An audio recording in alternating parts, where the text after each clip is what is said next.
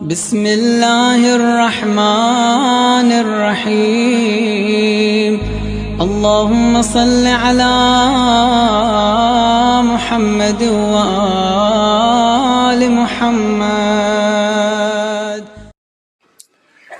And with his companions, he was going for a battle. And they were on their horses, they were leaving Medina, they were going for a battle.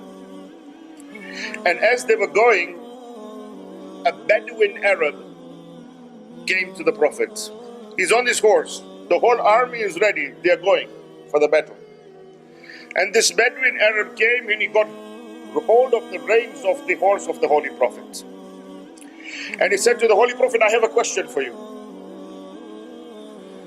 The companions gathered around and said, like, bro, we're just, we're going for the battle here, right? You know what? We go for the battle, we come back, you come back, we sit in the tent, we chill, and you can ask whatever you want. No.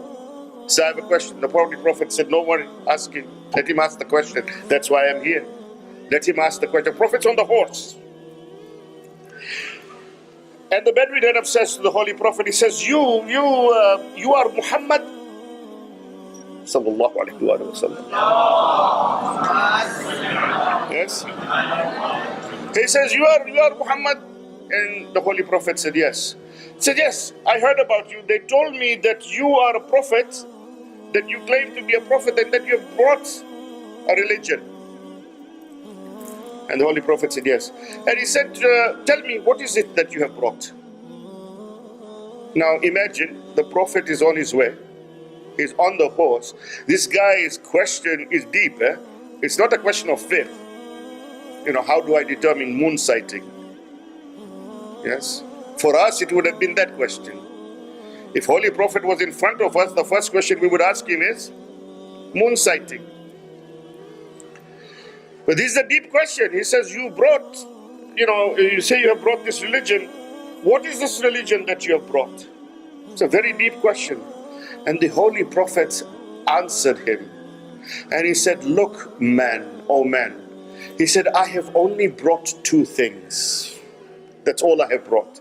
He said, the first thing that I have brought is that, the first thing I have brought is your responsibility towards the one Creator. And the second thing that I have brought is your responsibility towards other human beings. I have not brought anything else. We are the ones that make Islam complicated. Balanced individual, right? In total equilibrium. So much total equilibrium, to the extent that Allah says, وَمَا يَنْتِكُ عَنِ الْهَوَىٰ إِنْ هُوَ إِلَّا وَحْيٌ يُوحَىٰ. This is the man that does not utter any words except that it comes from God.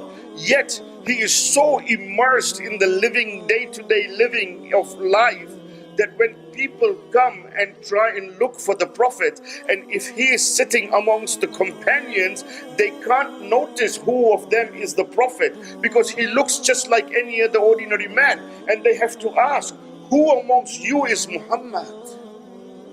And as he walks the alleyways of Medina, he sees young children playing. He stops, he sits down with them, he laughs with them, he plays with them. And then an infant sits on his lap.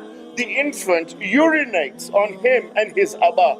The infant urinates on his abba. The mother gets mad at the infant that you have urinated on the abba of the Prophet. And the Prophet says, don't get mad at him. He's just a baby. Your getting mad at him will have an effect on him. He's urinated on my abba. I can wash this. It's not a problem.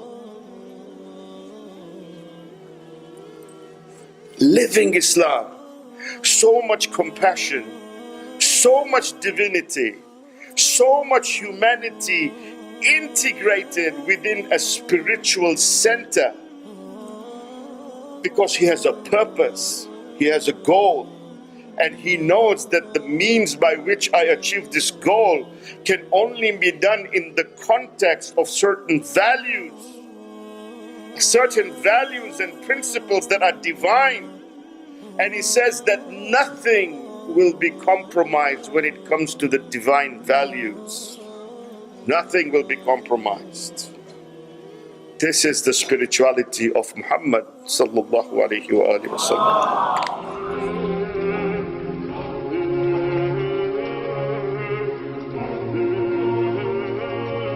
يا حسين